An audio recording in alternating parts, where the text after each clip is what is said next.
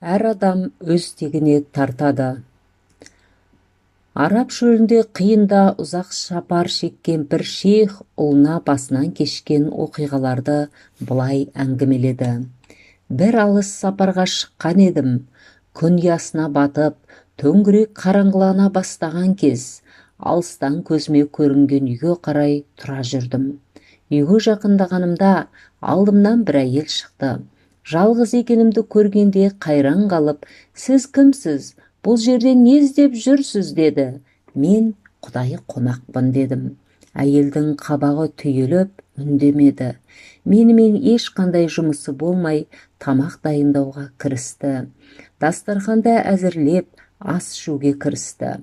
Бәрін жалап, жұқтап жеп алды. Бір кезде қолында сүт құйылған бақыры бар күйеуі келді. Мені көріп, "Бұл адам кім?" деп сұрады. Әйел еш мән берместен, "Құдайы қонақпын дейді ғой" деп жауап берді. Әлгі кісі маған күлімсірей жақындап, "Амансыз ба?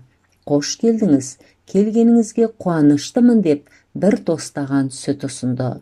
"Қарныңыз аш шығар, бір нәрсе жедіңіз бе?" деп сұрады.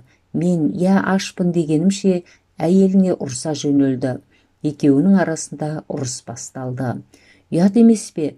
Қарныңды нығыздап тойдырасың да, қонаққа бір тілім нан беру ойыңа да келмейді" деді. Әйелі "Оған не үшін тамақ беремін? Өзімнен бір тілім де нан ауыспады" деді. Күйеуі ашуланып далаға шығып кетті. Мен де мынау не істемекші екен деп артынан ақырын басып сыртқа шықтым. Сол кезде менің не көргенімді білсең ғой. Әлгі кісі менің түйемді жерге жығып, сойып жатыр еді. Ішім қатты ашыды, бірақ еш нәрсе демедім. Таң тамаша қалдым. Үй иесі өзімнің түйемнің етін өзіме сыйламақшы. Өз-өзіме, "Мұны да көрдік, енді мына шөлде жаяу қалдым" деп ойладым. Әлгі кісі от жағып, етті пісіріп, табаққа салып, алдыма әкелді. Ішім қан жылауда еді. Ешқандай зауқым жоқ. Сонда да тамаққа отырдым. Тамақтан кейін үй иесі, "Аллахтың атымен ант етемін, менің шатырыма келген адам ешқашан аш қалмас" деді. Бұл жағдайға не жылайтынымды, не күлерімді білмедім. "Қонақтың өз түйесін өзіне сойып берсең, әрине аш қалмас" дедім ішімнен. Бірақ сабыр сақтадым. Содан кейін ол кісі шатырдан шығып кетті. Бұл қызық адамның ісіне таң қалып отырдым. Біраз уақыттан кейін мені дауыстап шақырғанын естіп, сыртқа шықтым. Далада ол бір түйенің бұйдасын ұстап тұр. Маған жақындап, "Мұны ал, бұл түйені саған сойған түйенің орнына беріп тұрмын" деді. Түйесі менің түйеме қарағанда қоңдылау, жасырақ еді.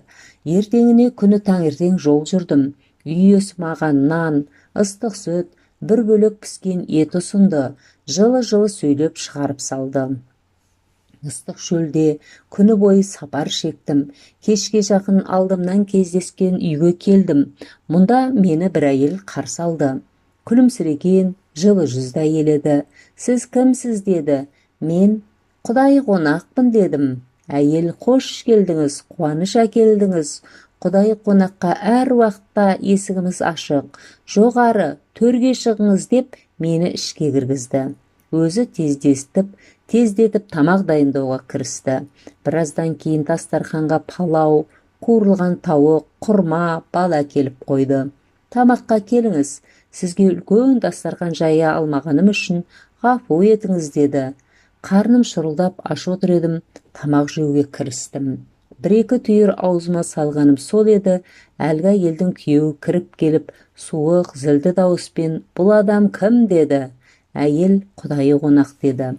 "Құдайы қонақ біздің ғана үйімізді тауып па? Менің тамақтарым қайда? Әкел тезірек" деді отағасы. Әйел "Үйдегі бар тамақты қонаққа бердім" деді. Саған тамақты қонаққа бер деп кім рұқсат етті" деп ол зайыбына түрсе қоя берді.